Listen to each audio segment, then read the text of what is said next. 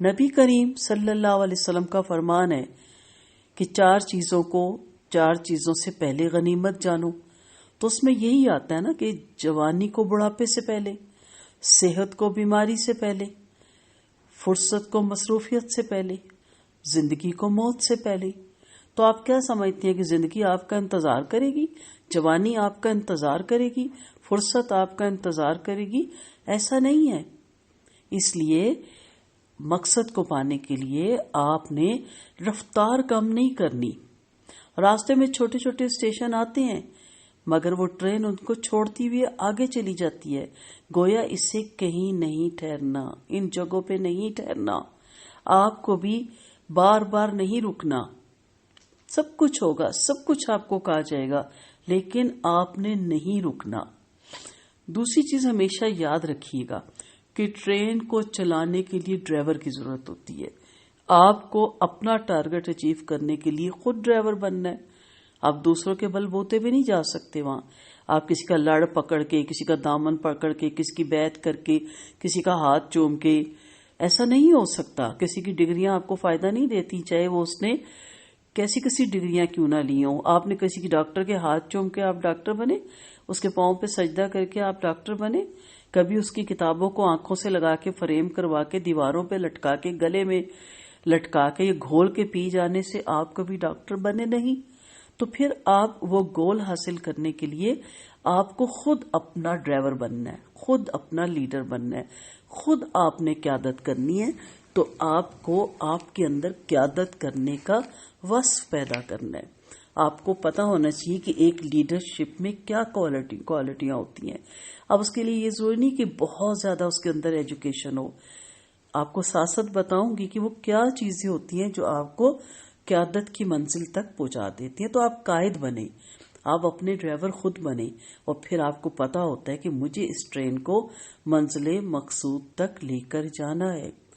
تو با مقصد زندگی کے ساتھ یہ بہت ضروری ہے کہ جس آدمی نے اپنی زندگی کا مقصد بنا رکھا ہوتا ہے نا، اس کی ساری توجہ، مثلا ڈرائیور کی ذرا سی بھی توجہ ادھر ادھر ہوئی تو گئے مسافر سارے، گئی ٹرین پٹری سے نیچے، یا جہاز یا گاڑی یا بس یا آپ کی اپنی کار جو بھی ہے گئی وہ. دوسرا، ادھر ادھر کے مسائل میں اپنا وقت نہیں ضائع کرتا.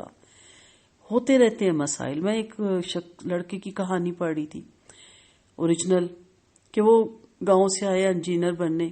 اب جو لیٹر آ رہا ہے، اس دور میں موبائل نہیں تھے جب اس کے ساتھ یہ واقعہ ہوا.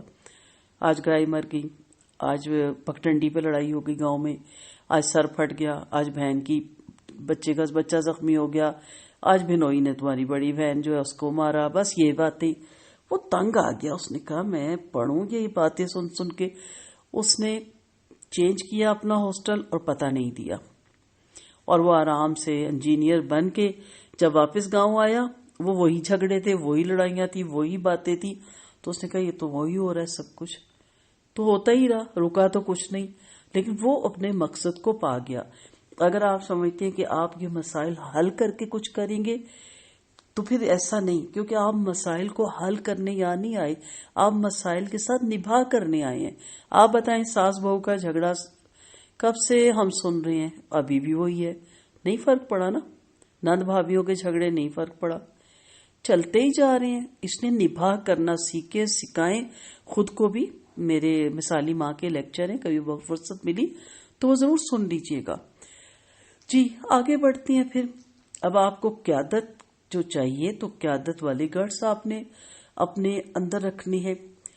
یاد رکھیے گا کہ منزل مقصود تک ٹرین کو یا گاڑی کو پہنچانے کے لیے ایندھن کی ضرورت ہوتی ہے. وہ ایندھن سے مراد ہے وہ آپ کا جذبہ. ٹھیک ہے، وہ جذبہ بہت ضروری ہے. اب جذبہ صحت ہی نہ ہو، جسمانی بھی اور روحانی تو ہے ہی نہ ہو، تو پھر جذبہ کہاں سے آئے گا؟ یہ سستی قائلی یہ کیوں آتی ہے؟ جب آپ جسمانی طور بھی فٹ نہیں ہوتے تو آپ کو فزیکلی بھی اپنے آپ کو فٹ رکھنا ہے. ان ڈائٹس کو اپنی زندگی سے نکالیں جو بس روٹین میں کھائے جا رہے ہیں کہ جی کھانی ہے کیونکہ ہمارے گھروں میں یہی کھائی جاتی تھی. اپنی روٹین چینج کریں، اپنی ڈائٹ کو دیکھیں کہ آپ کی اس عمر میں، اس جسم میں، اس صحت کے ساتھ کون سی ڈائٹ آپ کے لیے بہت ضروری ہے. ایکسرسائز کا بھی اہتمام کریں. باہر جانے کا ٹائم نہیں تو کم سے کم گھروں کے اندر روزانہ 25 منٹ کا یہ ٹائم ٹیبل رکھیں. اسی طرح پانی کا استعمال ہے، جوسز کا استعمال ہے، ہر بندہ اپنی استطاعت کے مطابق یہ دیکھ سکتا ہے کہ وہ کیا کر سکتا ہے. لیکن اس سے بھی بڑی ضروری ہے جو جذبے کا سبب بنتا ہے وہ ہے روحانی ایندھن. ہمارے صحابہ کرام میں روحانی ایندھن بہت زیادہ تھا، تو اس لیے جذبہ پیدا کرنے کے لیے آپ کی روح خوش ہو. ہمارا کیا مسئلہ ہے، ہمیں کام کیوں نہیں پسند آتے؟ کبھی آپ نے نوٹ نہیں کیا؟ کیونکہ ہمیں وہ بورنگ ہے ہمارے لیے، ہمارا جسم اس کے لیے بنا ہی نہیں. کتنے لوگ اپنے جاب سے ناخوش ہیں، پے بھی اچھی ہے لیکن وہ بس بیزار ہیں، ایک روٹین پہ چل رہے ہیں. کتنے بچے ہم انہیں کہتے ہیں ڈاکٹر ہی بننا ہے، انجینئر ہی بننا ہے، پڑھ رہے ہیں، رٹا لگا رہے ہیں، لیکن انہیں کچھ خاص خوشی نہیں حاصل ہوتی. تو یہ جو روحانی ایندھن ہوتا ہے نا، جو آپ خوشی سے کرتے ہیں، دل کی خوشی سے، یہ بہت خوبصورت سفر ہوتا ہے اور بہت خوبصورت منزل کی طرف یہ سفر لے کے جاتا ہے. اور پھر مسافت کو پیش نظر رکھنا ہے. ٹھیک ہے، آپ کو پتا ہونا چاہیے کہ ہماری مسافت کتنی ہے، ٹارگٹ کتنے عرصے میں اچیو کریں گے ہم، اور ایسا مقصد، ایسا گول اپنائیں کہ اس کے ساتھ عمر گزر جائے، اسی میں موت آ جائے. آپ خوش زندگی سے جائیں، مسکراتے ہوئے جائیں. یہ ہوتا ہے اصل مقصد، یہ ہوتا ہے اصل گول. جن کو جنت الفردوس کا گول ہے سب کو ہونا چاہیے، وہ تو ہماری پیورٹی ہونی چاہیے نا.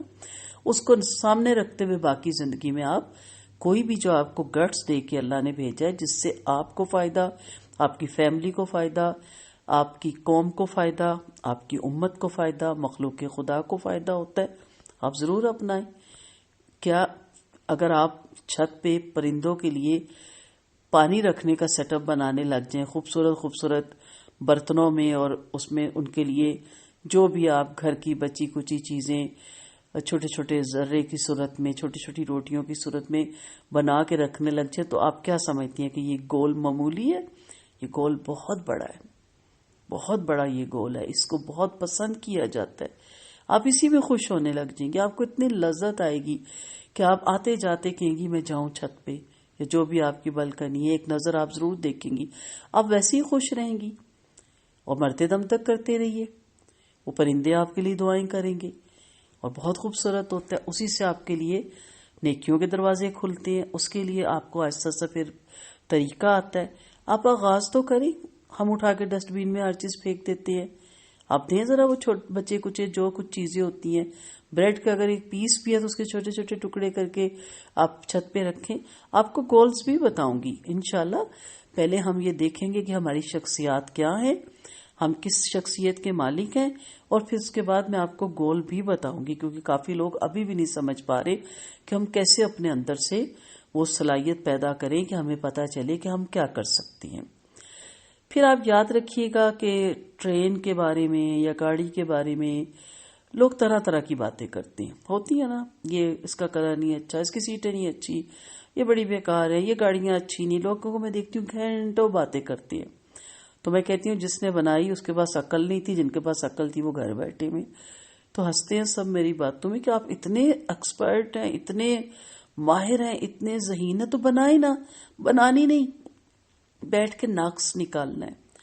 ایک اسی طرح ادارہ تھا، تو ان کی آنر میری بہت اچھی دوست تھی.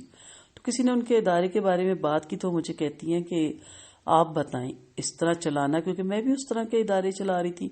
آسان ہے؟ میں نے کہا مجھے پتا ہے نا یہ جان جوکوں کا کام ہے. تو کہتی پھر انہیں کیا پتا کہ ہم کس طرح اس ادارے کو لے کے چلتے ہیں. خوبیاں نہیں نظر آئیں کہ اس ادارے کے ساتھ کتنی حفاظ پر لڑکیاں بنی یا کتنا کچھ کیا. ہاں یہ ایسے ہیں، یہ ایسے ہیں، یہ ایسے ہیں. آپ کیا سمجھتے ہیں آپ کے گول کے بارے میں تعریفیں ہوں گی؟ نہیں، آپ کو بہت کرٹیسائز کیا جائے گا. کیا ٹرین رک جائے؟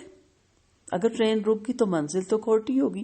کیا جہاز رک جائے، گاڑی رک جائے، ادارے بند ہو جائیں، مدارس بند ہو جائیں، مساجد بند ہو جائیں؟ کتنی باتیں کی جاتی ہیں دینی لوگوں کے بارے میں. اتار دیں ہم حجاب خدا نہ خواستہ؟ کیا داڑھی رکھنا چھوڑ دیں نوجوان؟ کیا ٹخنوں سے اونچی شلواری کرنا چھوڑ دیں؟ کیوں؟ کیونکہ لوگ مذاق اڑاتے ہیں. بھائی ایسا نہیں ہے، ہم نہیں چھوڑیں گے. سو قائد کے بارے میں، جماعت کے بارے میں، آپ کے بارے میں، آپ کے گولز کے بارے میں بہت باتیں کی جائیں گی. ذہنی طور پہ بالکل تیار رہیے گا ان تمام باتوں کے لیے.